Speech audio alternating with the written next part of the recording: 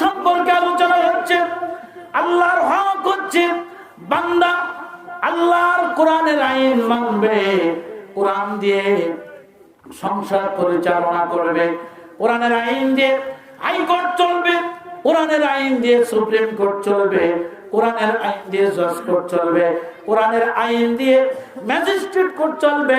সব কোর্ট কাছারিতে আইন চলবে কার? জোরে বলুন কার? আল্লাহর আইন চলবে।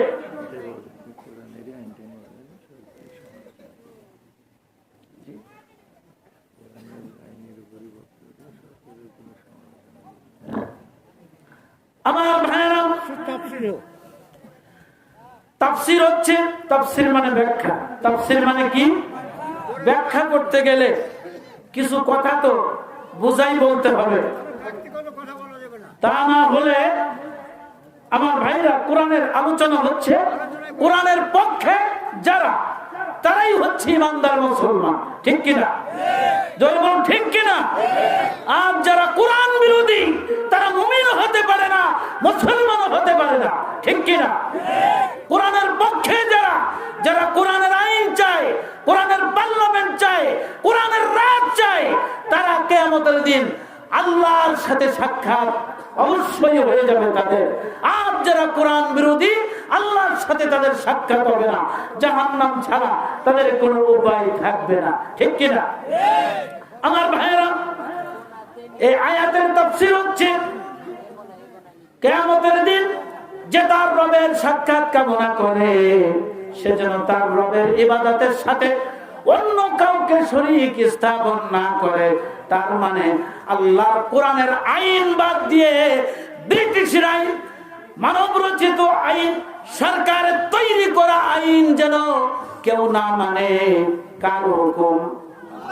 জোরে বলুন কার হুকুম? আপনারা কি আল্লাহর হুকুম মানবেন না মানুষের হুকুম মানবেন? আল্লাহর আইন মানতে গেলে হামলা হবে, মামলা হবে, জেলে যেতে হবে, ফাঁসির কাজটা ঝুলতে হবে, ঠিক কিনা? জোরে বলুন ঠিক কিনা? আর মানুষের আইন মানলে, মানব রচিত আইন মানলে, ব্রিটিশের আইন মানলে, সরকারের তৈরি করা আইন মানলে আমাদেরকে ধরা পড়ে যেতে হবে, ঠিক কিনা? কবরে ধরা পড়তে হবে, হাসরে ধরা পড়তে হবে, আল্লাহর মামলার আসামি হতে হবে, রাসূলের মামলার আসামি হতে হবে, ঠিক কিনা বলুন? দুনিয়ায় সরকারের আইন না মানলে দুনিয়ার জেল, আল্লাহর কোরআনের আইন না মানলে আখিরাতের জেল হচ্ছে জাহান্নাম, ঠিক কিনা? এই দুনিয়ার জেলে আপনি জামিন পাওয়ার আশা করতে পারেন, ঠিক কিনা বলুন? জোরে বলুন ঠিক কিনা? কিন্তু আপনি যদি জাহান্নামী হন, জাহান্নাম থেকে আপনাকে কে জামিন করবে? আছে কেউ? কথা বলেন না কেন? আমার ভাইরা, তাহলে আল্লাহর হক হচ্ছে বান্দার উপর। আল্লাহ চান আমার বান্দারা দুনিয়ার কোন রাজা বাদশার আইন তোমরা মানবে না, আইন মানবে আমার কোরআনের। কিসের আইন?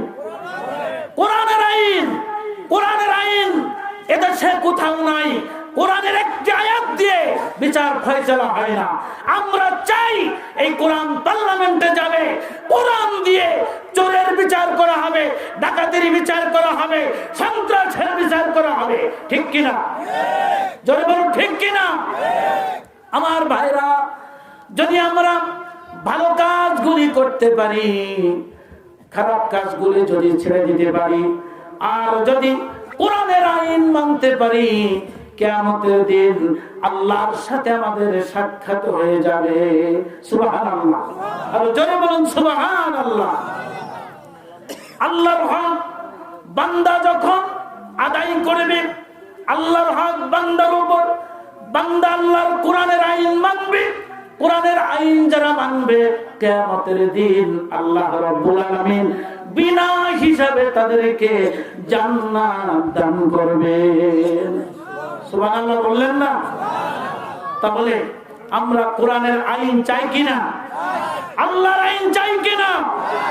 আল্লাহ রাব্বুল আলামিন আমাদেরকে সৃষ্টি করেছেন, হায়াত দিয়েছেন, আল্লাহর হুকুমে বেঁচে আছি, আল্লাহর হুকুমে আমার মৃত্যু হয়ে যাবে। ঠিক কিনা বলুন?